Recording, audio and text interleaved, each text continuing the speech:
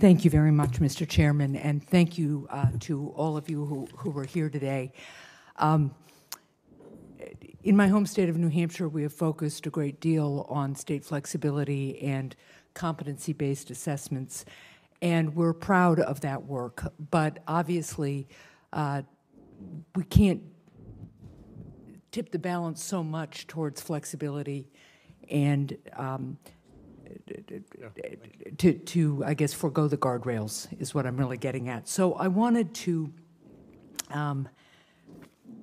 just check in first, Mr. Steiner.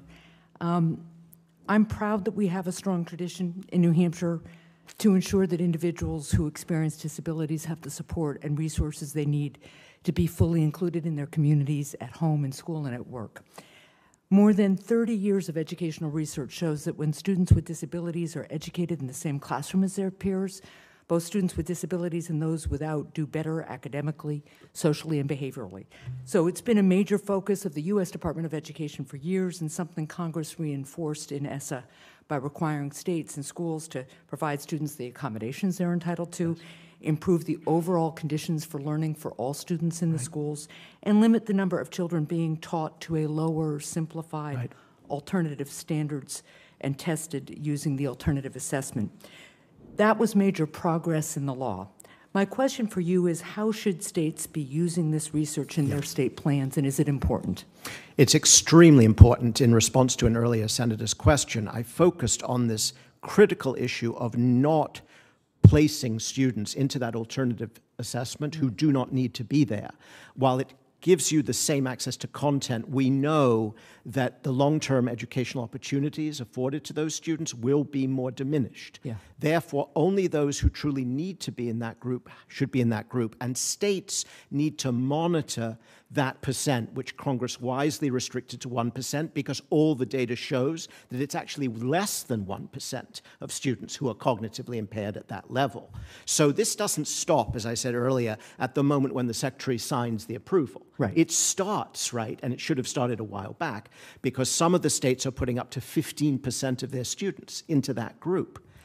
The second point I made, which I think is really important, is that let's talk about the other special needs students. They are often given targets of achievement that are lower than those of other students. In my old state of New York, where I served as commissioner, the Regent score that you require for graduation is a full 10 points lower, on the local diploma. And there's just a lack of transparency about work like that. So let's be honest with ourselves about where we're placing these students. Let's make sure we're transparent about the data, and let's give the resources that are evidence-based, as I mentioned earlier, to the schools and the training to the teachers so these students are not left behind. Well, thank you. And I take it from that you would see concerns around the plans or the submissions from states that put large number of formerly separately identified subgroups into one super subgroup. Yes, the department has pushed back rightly on some of those. I think there are still concerns. There are still concerns where the vagary of the definitions, frankly, is the worry rather than just omission. And that's why vigilance is important. Well, thank you. I have another question, too. Dr. Steiner, as you know, ESSA requires that states use graduation rates as an indicator. The law specifies that this rate only include cohort graduation rates and not lesser credentials such as the GED. Some states have submitted plans that include modified diplomas, including the GED, to determine graduation rates. Do you think that undermines ESSA's intent for states to measure accurate high school? Yes, I do, and I worry about this very much across the country. I gave the example of Maryland, where I serve, where over a third of the students in Baltimore City are graduating thanks to something called the Bridge Project, meaning they've failed the modest target of the state assessment. And then they're put back into a kind of credit recovery that, frankly, almost none of them fail. This means that the state's report of a graduation rate is not transparent. And as a board member, I'm going to fight to have this changed.